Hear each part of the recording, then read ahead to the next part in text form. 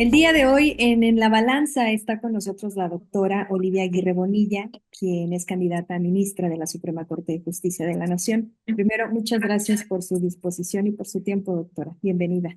Gracias, Cintia. Muchas gracias por el espacio y saludo con gusto a toda tu audiencia, a toda tu auditorio.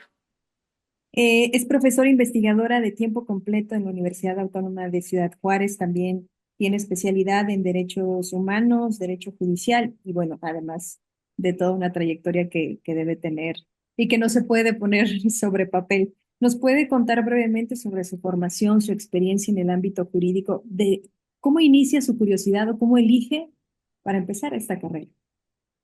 Sí, bueno, cuando yo me encontraba en la preparatoria, me hicieron un examen profesional para saber cómo a qué carrera iba yo a irme, ¿no? Al terminar la preparatoria.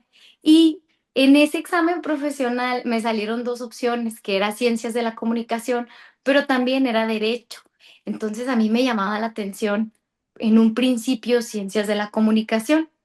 Pero posteriormente con mi orientador profesional me comentaba que pues difícilmente en esa carrera iba uno a lo mejor sobresalir. Yo sé que eso no es cierto, ¿verdad? Porque pues hay muchos comunicadores muy sobresalientes, pero yo me estaba inclinando en el tema de la actuación. Me gustaba mucho el teatro. Entonces me dijeron, híjole, es que no te puedes dedicar nada más al teatro porque si te va mal en el teatro, pues ¿qué vas a hacer después? Necesitas una carrera base. Entonces una opción era ciencias de la comunicación, pero por el otro lado estaba también derecho. Y al final me animé más por estudiar la licenciatura en Derecho, porque en mi ciudad, que yo soy de Ciudad Juárez, vivo actualmente en Ciudad Juárez, y bueno, ahí estaba la Universidad Autónoma de Ciudad Juárez y tenía la licenciatura en Derecho. Dije, bueno, voy a animar por estudiar esta carrera y eso fue lo que me orilló, que tuve una buena orientación profesional y que al final del día es la mejor elección que he tenido en cuanto a mi formación académica, porque me gusta mucho ser abogada y disfruto mucho lo que hago como abogada. ¿Qué diría que es lo que más disfruta en su día a día de trabajo? Híjole, es que yo combino varias cosas. Soy profesora, soy docente de la Universidad Autónoma de Ciudad Juárez, soy ya profesora e investigadora de tiempo completo, ya con casi 14 años impartiendo docencia. Disfruto muchísimo impartir docencia.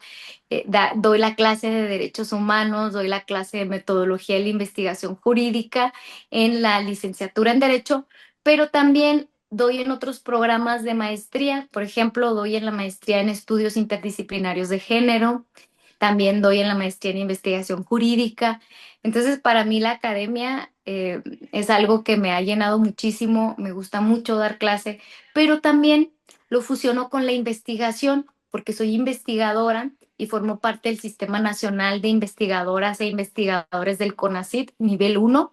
Y bueno, a partir de mi ingreso al Sistema Nacional de Investigadoras, he ido consolidando mi trayectoria como investigadora. ¿Por qué?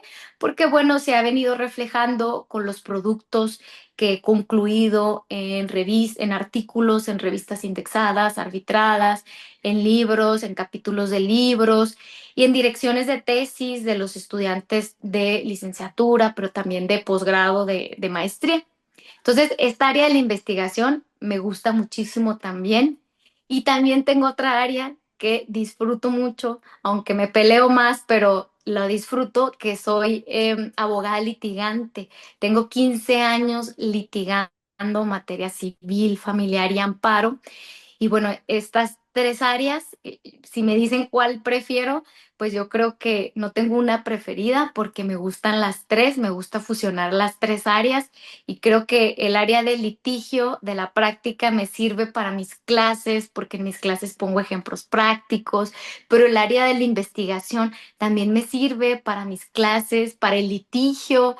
Entonces, creo que todo esto, estas tres áreas en donde me he venido desenvolviendo por todos estos años, creo que han impactado en mi formación académica y profesional de manera positiva. Considerando sus años de investigación y además que combina todas estas áreas, Sí. ¿Existe algún dato de los que haya llegado a una conclusión de todos estos años investigando que, que la hayan marcado? Eso por el lado de investigación. Y Ujú. en el lado litigante, ¿recuerda algún caso que también haya hecho una diferencia en la visión que tenía de la justicia?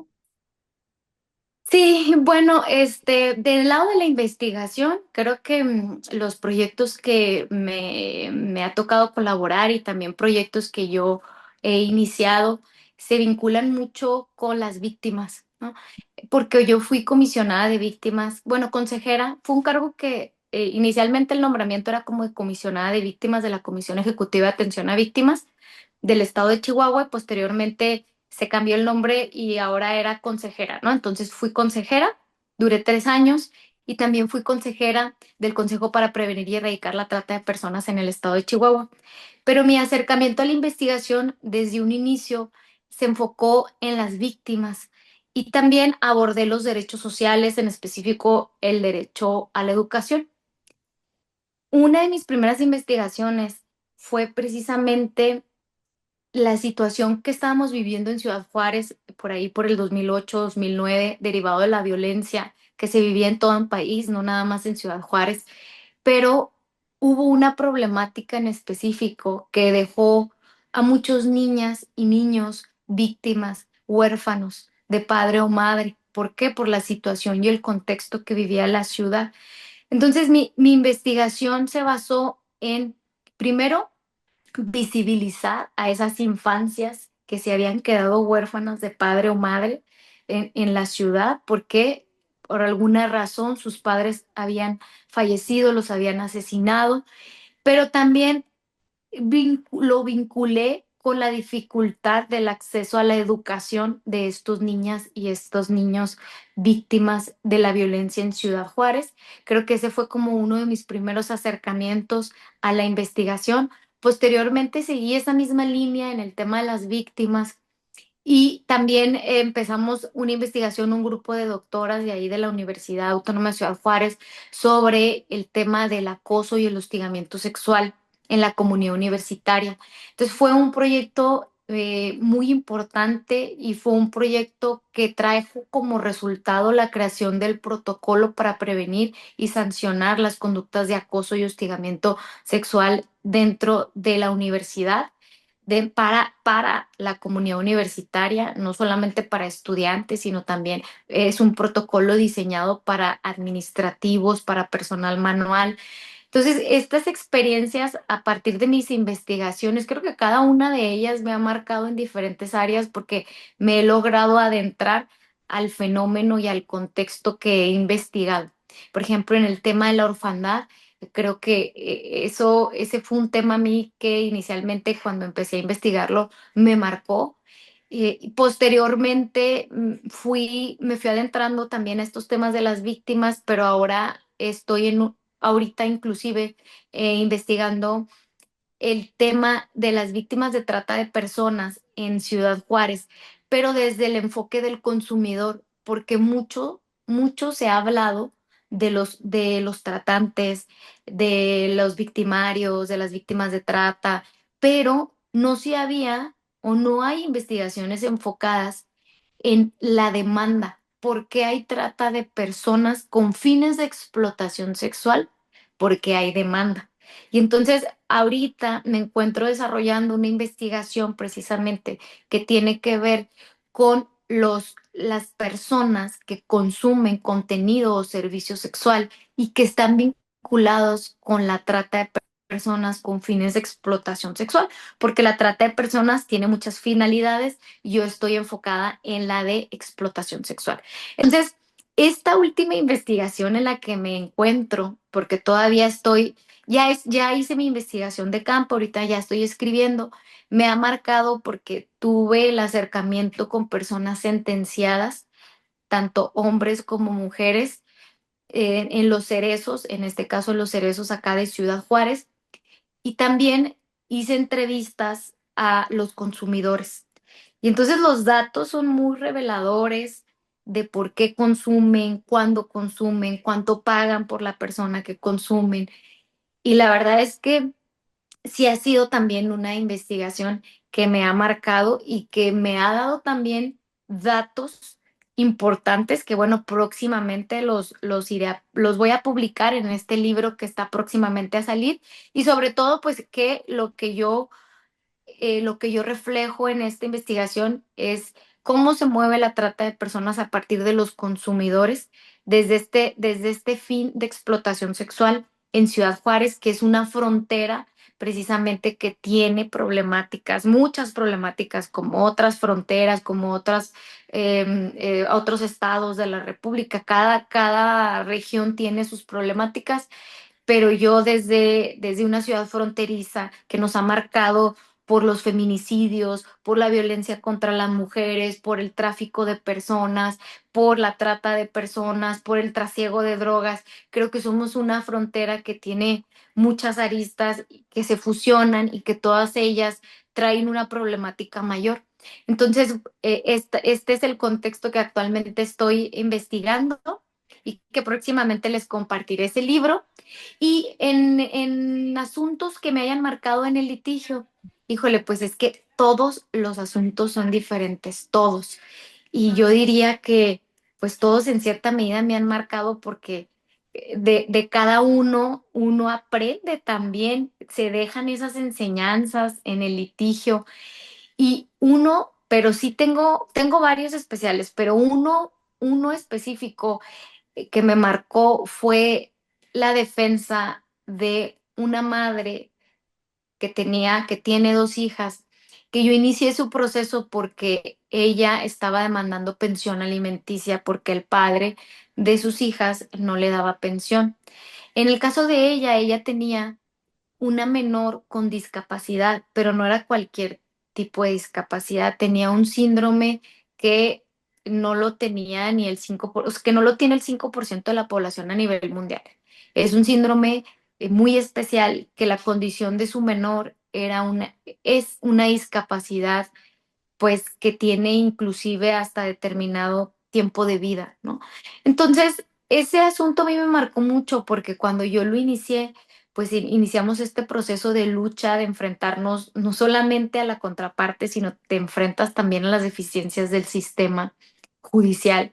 Y uno de ellos es que no tenemos un sistema judicial ni pronto ni expedito en un asunto de pensión alimenticia en este específico donde el padre radica en la misma ciudad, pero trabaja del otro lado de la frontera. Es bien común en las ciudades fronterizas.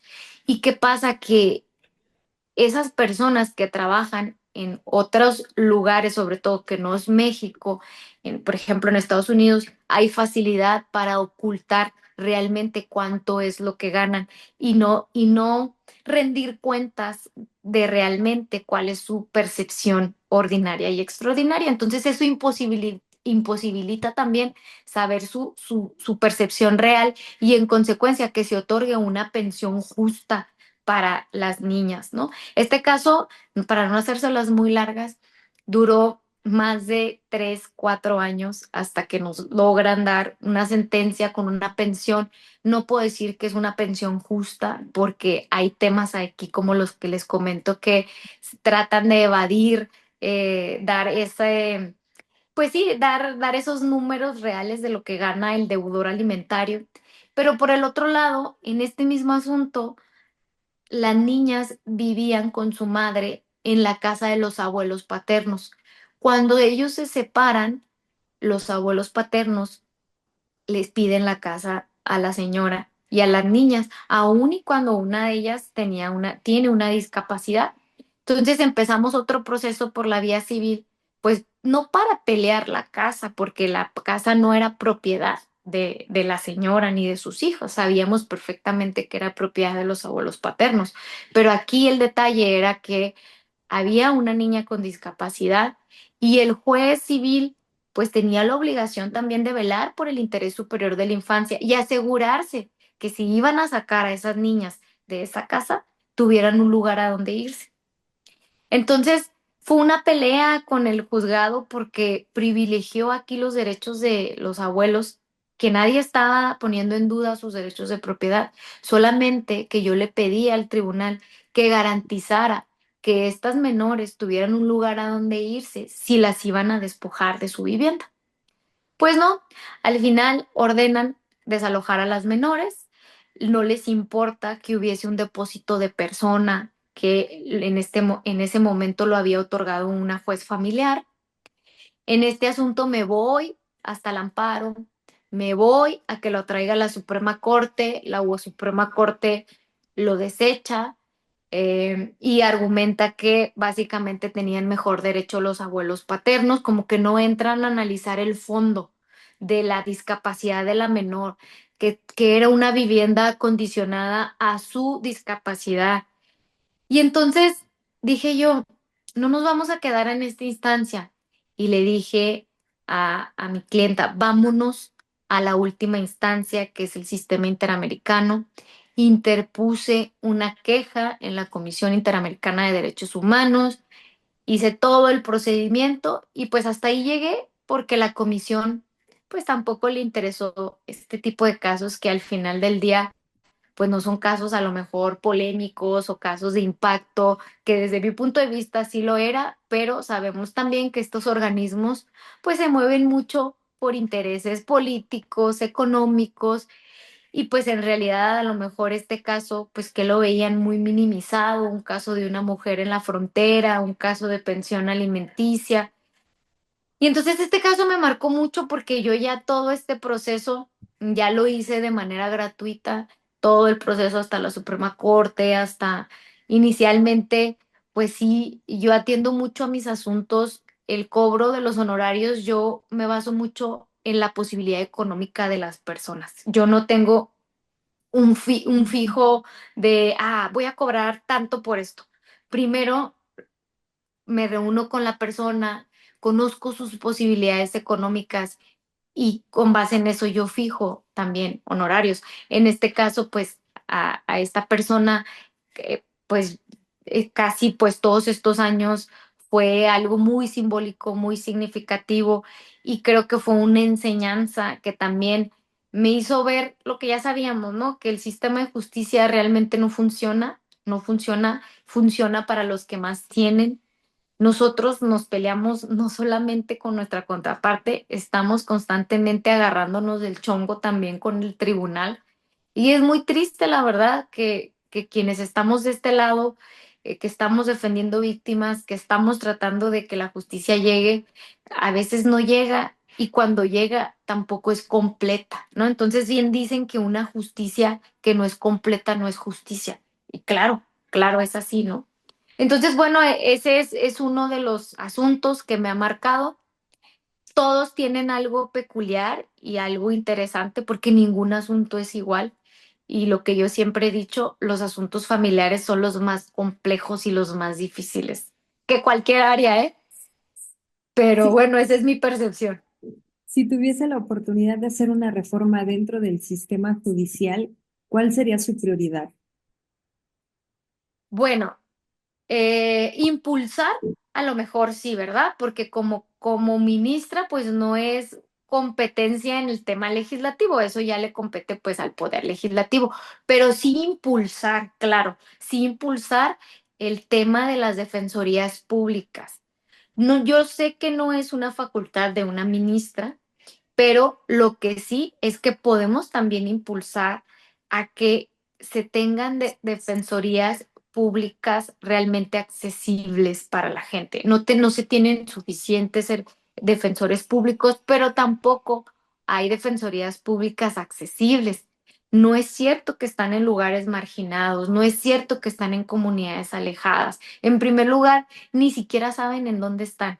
No saben, si uno hace una entrevista a un ciudadano de a pie, oiga, ¿sabe dónde están los juzgados federales? No lo saben, no lo saben. Entonces creo que una de las reformas que hace falta, todavía hace falta porque ya empezaron esta serie de reformas a partir de López Obrador con la Constitución y las series de reformas que ha venido implementando la presidenta Sheinbaum. Esta del Poder Judicial, pues se dio el año pasado, en septiembre del año pasado, y ha venido también otras reformas que han impactado en el tema de los plazos que tienen para resolver los asuntos, que eso también tiene que ver con la eficiencia, pero creo que todavía faltan más reformas a la ley de amparo y falta que verdaderamente se vuelva accesible para todas y todos los mexicanos y sobre todo para las personas que menos tienen y las personas más vulnerables, porque tenemos un poder judicial que ha venido favoreciendo a la clase económica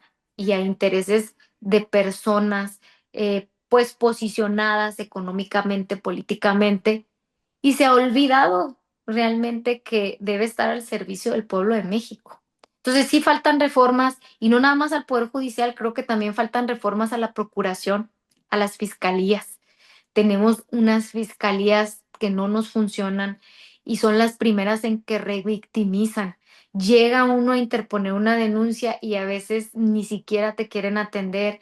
Miren, me han tocado casos en donde ha llegado una víctima de violencia familiar a interponer una denuncia por violencia psicológica y la han regresado porque no viene golpeada, como si la violencia familiar se limitara únicamente a lo físico, a las agresiones físicas. Entonces, ese tipo de situaciones lo que hacen es agravar la condición de víctima, revictimizan y hay una problemática latente en las fiscalías, en la procuración, en la investigación de los delitos que debe atenderse también como prioridad y creo que es una de las prioridades también de la presidenta Sheinbaum porque lo ha comentado en sus mañaneras. ¿Qué sigue? Sigue la procuración y la investigación. Hay que reformar también esas áreas. Pero desde mi ámbito de competencia de llegar a ser ministra, pues bueno, impulsaría el tema de las defensorías, pero también impulsaría una corte que pudiera estar descentralizada. Una de mis propuestas es que la sesión del Pleno de la Suprema Corte pueda darse de manera itinerante en los diferentes estados de la República una vez al mes.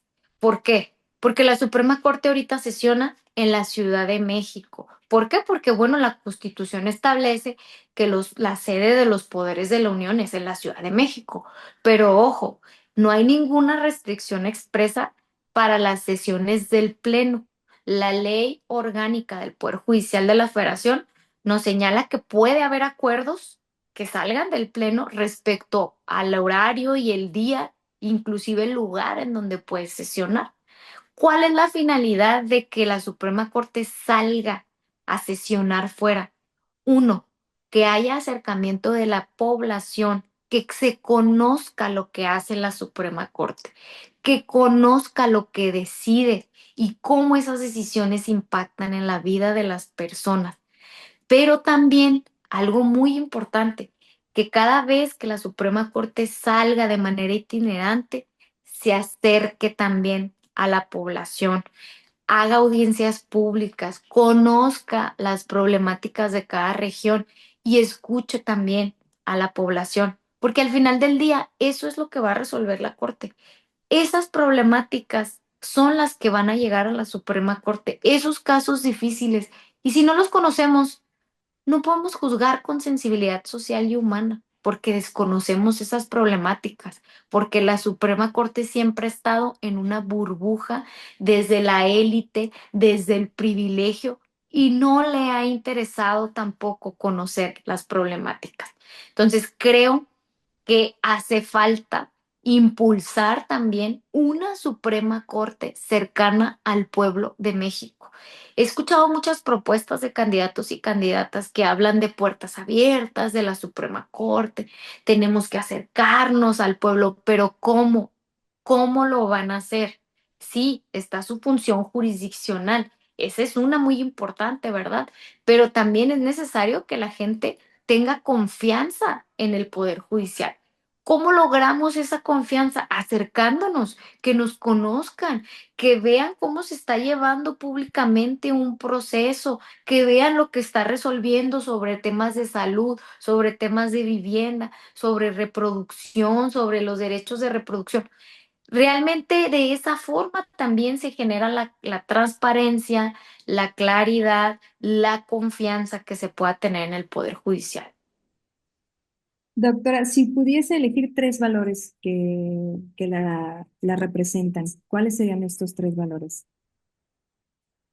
Pues la equidad es uno de ellos, la dignidad, la independencia. Híjole, es que pueden ser muchos, pero a lo mejor estos tres valores me representan y sobre todo por también que tienen que se vinculan con este cargo de ministro de la Suprema Corte.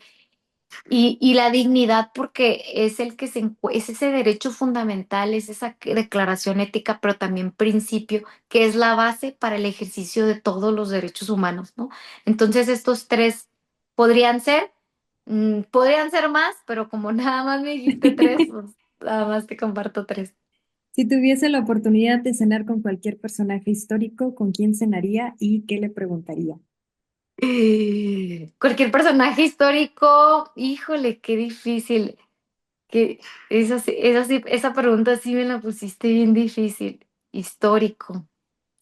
Híjole, pues podría decir que con Benito Juárez, a lo mejor sí me gustaría platicar con Benito Juárez de, de, pues de su trayectoria y sobre todo le preguntaría que cómo pudo él avanzar en su, pues sí, en sus metas como político y lograr precisamente esa aceptación y ese reconocimiento como uno de los mejores presidentes que ha tenido México, ¿no? Entonces, bueno, uno de los mejores no es el único, que también ahí puedo decir de otros, pero sí, sí, sería con Benito Juárez.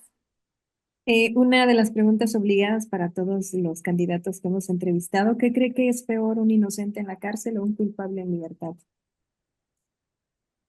¿Qué es peor, un inocente en la cárcel? Híjole, pues es que yo creo que las dos están igual de graves. Pues es que no podría un inocente en libertad es igual de grave que tener a una persona que es culpable en libertad, ¿sí? Así es, a ver, es un inocente en La prisión, cárcel, ajá, ajá, en la cárcel, y la o, otra, o un culpable en libertad. pues es que no, no, está muy difícil porque no, a mí las dos me parecen igual de graves, la verdad, sí. Y en una palabra, ¿qué significa justicia para usted?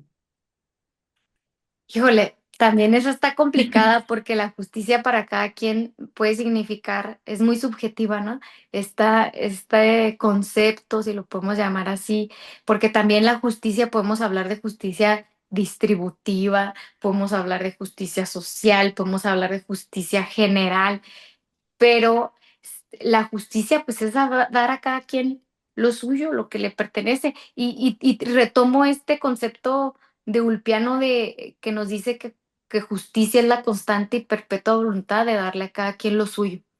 Pero pues sí es igual, es limitado, ¿no? Porque si hablamos de justicia general, de justicia distributiva, de justicia social, pues ya tendremos otros significados. Ujú. Doctora, muchas gracias por su tiempo. No, muchísimas gracias, Cintia. Un gusto estar aquí con ustedes. Y ya saben que aquí seguiré. Si me quieren volver a invitar, adelante. Ando a gorro, pero sí, con mucho gusto nos organizamos. Muchas gracias.